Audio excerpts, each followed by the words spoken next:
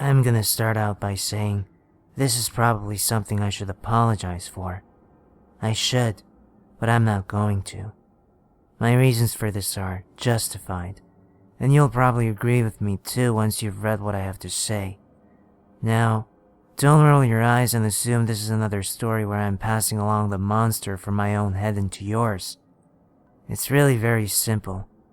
I'm getting very tired. I've been awake the last few days and I need to go to sleep. And in order to get to sleep, I have to explain something to you.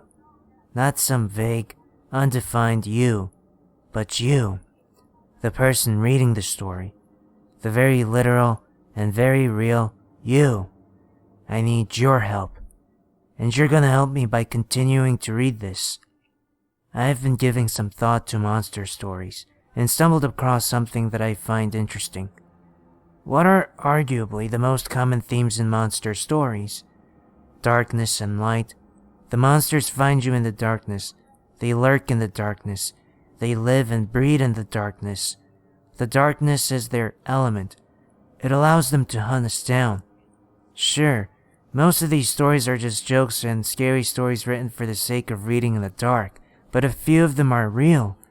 You never hear how real, because when things go bad, there's no one to tell us about it. You expect the victim of the Slender Man to escape and conveniently come back here to warn us all? You think the police are gonna report supernatural causes when they find a body torn apart when there are plenty of bears in the woods? The only way to know which stories are real are to get caught up in their retellings. It happens. This, I promise you. Then there's the light, the escape route, the safe place, the weapon to fight back the evil, the antithesis of the darkness. The light is the one place where the monsters can't get to us. Some may use it as a way to surprise us or shock us, but no one gets killed by a Wendigo on a sunny afternoon. The light is safe, and there are infinite examples to support this. Take this website. The light letters distract us from the black abyss of the background. Don't dismiss this either. It may be easier to read white text on a black background. But if you're staring at the white letters, you're not looking into the background. And you don't have to read every story on this wiki to start seeing faces where there are none.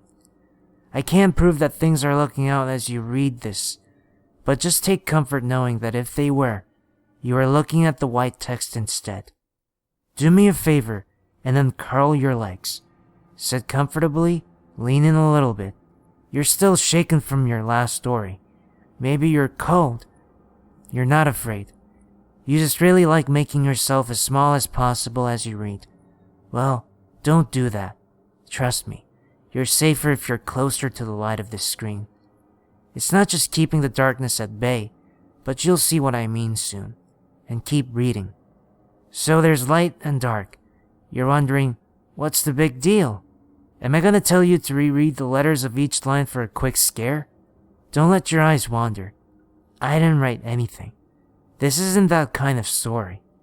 This is the kind of story where I help you see a pattern. Humans are afraid of the dark for a reason. With the absence of light, we're easy prey. We'll never see a threat coming. We sleep at night hoping that in the morning, any danger will have passed us by. Not knowing means having no reason to be afraid. We're still vulnerable when we sleep, but awareness of a threat really makes the threat worse in my experience. Now, think about this. There are not many stories in which a monster attacks someone who never knew about it. There are some, but none of them are true. But the stories share common themes of their own. The monsters can only find you if you know about them. And the more you know about them, the more danger you'll be in. When has there ever been an ancient scroll that struck you dead after reading the first line? You have to read the whole thing before you're in any danger. You're only stalked by a ghost after listening to their whispers and figuring out what they're saying. If you ignore them, they can only annoy you. The old doll only steals your soul after you've learned about its gruesome origins. There are a million examples. The point is that knowing about the monster allows it to find you. It makes you a target. Now, I got to thinking about this. Monsters are all denizens of the darkness, But what would it take for a monster to exist in light? It's not the dark that kills you. It's the fact that you can't see them coming. And it is very possible to be blinded by light. Who's to say there can't be a monster that strikes you down the moment your eyes are blinded with sunspots after you? Say, happen to stare at the bright flashing reflection of a fast-moving car?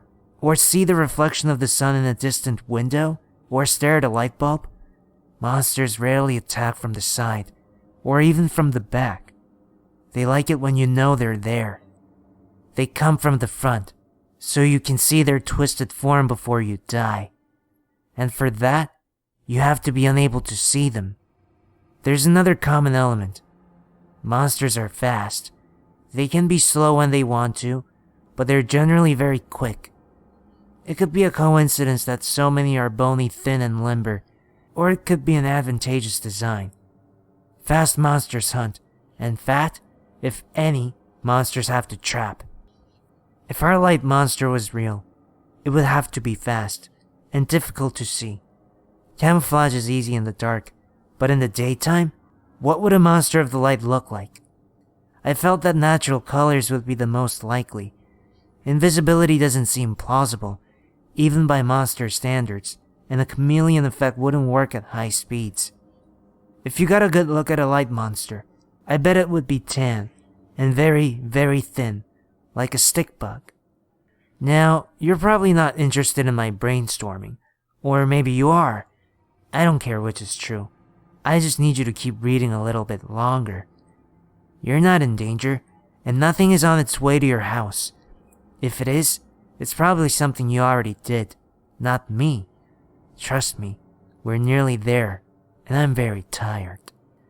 There's one more major theme that monsters have in common. Think again to how they pick their prey. You have to know about them before they can be a threat to you. They aren't like normal predators, and they can't just sneak up on anyone. For this, we are lucky. Even more so, we're lucky because we love to spread these stories around. It's not just fun. You're compelled to sit here and read these. There's a reason, deep down in the most basic part of your brain, that you come to read these stories. Here, we must imagine a moth. One moth against a monster owl. When the owl needs to pick its food, it has only one moth to choose from. If the moth doesn't want to die, it has to find other moths to distract the owl. So the moth informs another moth of the monster owl, and in this way, their chances of death go down from 100% to 50%. The first moth is no longer the only target, and the second moth won't be the only target when he discovers how the first moth died. If the word spreads enough, then all the moths will only have a very small chance of being singled out of the crowd to become a meal. Safety in numbers. That's why you come here and read these stories, because by adding yourself to the lottery, you make it just a little safer for everyone else. We've always been big on working together as a species, which is why I'm glad you're still reading. You may be getting an idea of where I'm going with this. By now, you're actually helping me a lot, but I need to explain just a little bit more before I can rest. I've been awake for the past few days because I don't think it's safe for me to fall asleep at any time of day. At night, I felt uneasy. Total darkness holds something lying in wait for me, and every one of my instincts tells me that it isn't safe. I sit before the light of my computer screen and think. I run these little intellectual exercises to stay awake, and in the process, I stumbled across an idea with more truth than I knew. And for the past few days, I've been noticing some strange things.